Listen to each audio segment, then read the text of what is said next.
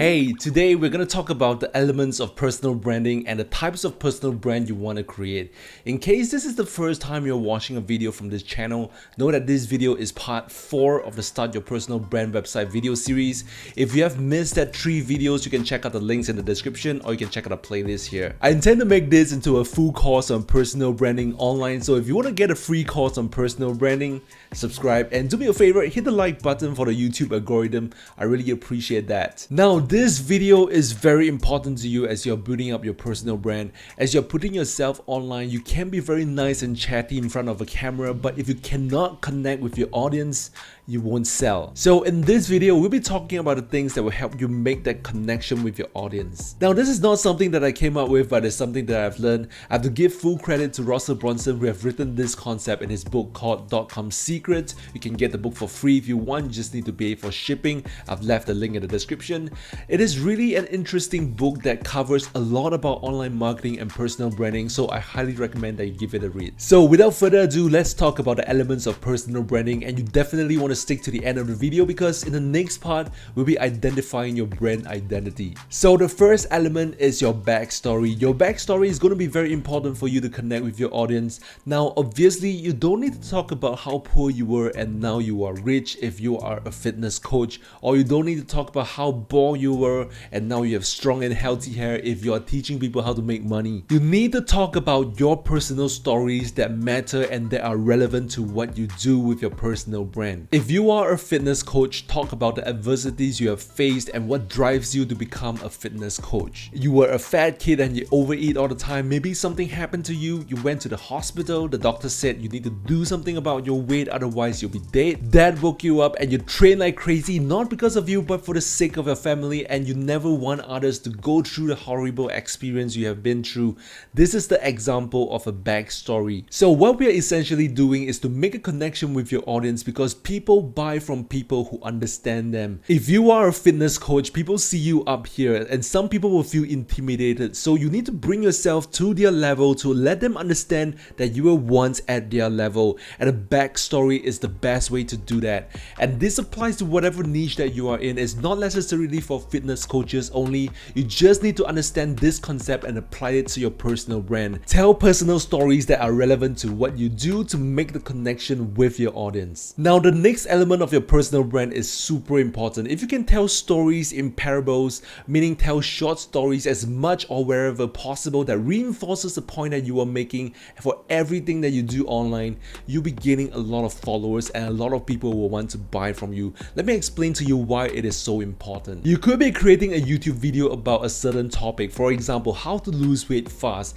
And if you're going to talk about all those methods that other people are having success with and you tell them don't do all this but do this instead, I mean, who are you? Why should they listen to you? This is the first time they see you on YouTube. They don't know who you are. Maybe you have talked about your backstory in another video, but not this video. So if you want to make the connection with your audience, get people to know, like, and trust you and trust what you recommend to them, you need to include personal stories, short versions if you will, whenever possible. If you have a reason to tell people not to follow all those other methods but follow your method, then you need to have a reason for people to take your advice. You could tell them that I've tried this method but that doesn't work, I've tried another method but that made me sick, and out of trying all those other methods, you finally found the one that worked for you. So basically, tell short stories whenever possible that reinforces your point of view in everything that you do on the internet. The more people connect with your stories, the more followers you will get and the more people will buy from you. Now, the next thing is you need to show that you're not perfect and you've got flaws. You might only be 2 steps ahead. You can show people your vulnerability, you can show people you've been there, and that's one of the hardest thing to do when you're first getting started because we kind of want to present ourselves, right? We are the product, right?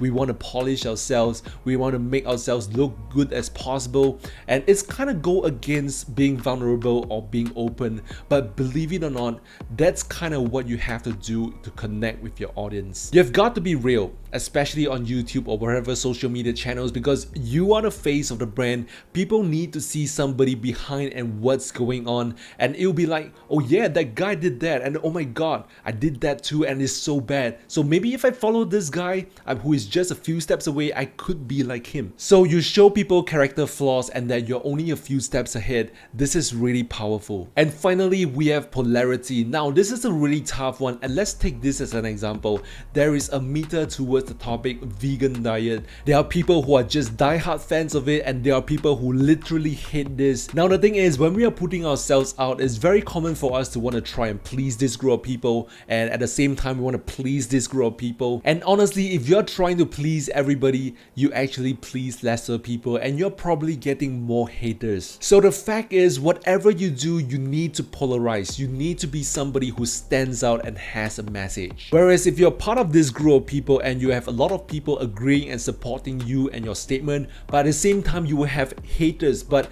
your supporters will defend you and your message. The truth is, no matter what you do online, as long as you put yourselves out there will be haters. It's inevitable. Alright, now that we know the elements of a personal brand, let's talk about the 4 types of characters that are attractive to people want to connect with. You may want to pick one of these identities, or is basically in your personality, so you have to be aware which type of character you are so that you don't try to be someone that you are not. Now some of these you are going to naturally fall into, but some of it you kind of want to develop into it. So as you're creating content on the internet, you will start to get a feel of who you are. Maybe you fall into several characteristics, but eventually you've got to identify just one attractive characteristic and focus on being that, because that's where you're going to attract the most people. So the first attractive character is a leader. A leader is someone who wants to lead their audience from one place to another, and they're someone who knows the hurdles and pitfalls their audience will likely face in their journey to achieving their ultimate goal.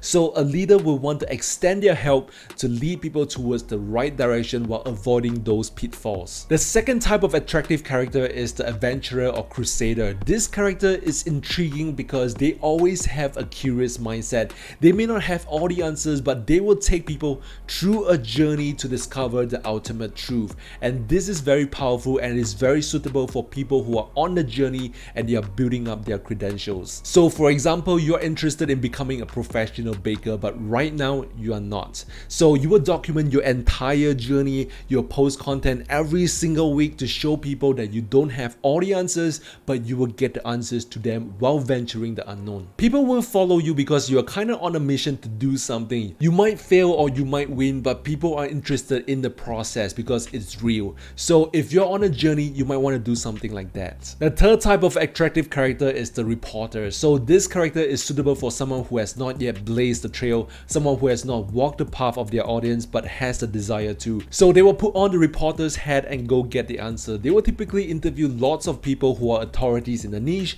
They will share those interviews and all that they have learned along the way with their audience. Russell Brunson shared this in his .com Secrets book that when he got started with online marketing, he didn't know much about it. So he started interviewing people just like Larry King or Oprah. He said that because he began interviewing all those cool people and sharing their stories and lessons, he started to build an audience of his own. People kept seeing him with those high profile people, and over time he became associated with them. Being a reporter is really a good way to start a business in a niche that you don't know much about. And finally, we have the reluctant hero, and I think I kind of fall into this category. This is someone who doesn't like the spotlight, is someone who knows a lot of stuff and doesn't want to be associated as a guru. You see, on the internet there are so many people trying to be a guru, showing you stuff, but you're just someone who just want to keep it to yourself. You're not someone who goes out there and says that you have tried everything and my way works, you have to follow me, you need to do this, you need to do that. But instead you are someone who says, I'm not a guru, I'm just someone who has tried this and it works, so I thought I would share this and hopefully it works for you. So these are the 4 attractive characters, and as you are building your personal brand, you need to identify which character you fall into and stick with it. The thing is, you don't want to be a reluctant hero trying to be a leader. You don't want to be a leader trying to be a reluctant hero. If you are a reporter and you have nothing to show for, don't try to be a leader telling others what what to do because you're not in the position. So which attractive character do you think you fall into? Leave a comment down below and let me know. Anyway, thank you for sticking around. In the next video, we're gonna do an exercise to build everything up. What are the categories you should have on your website? What are the menu buttons you should have? Who are your target audience and all those stuff?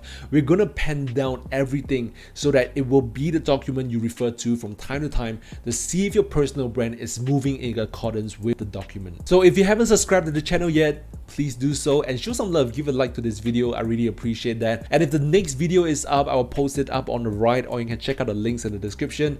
I look forward to seeing you in the next video.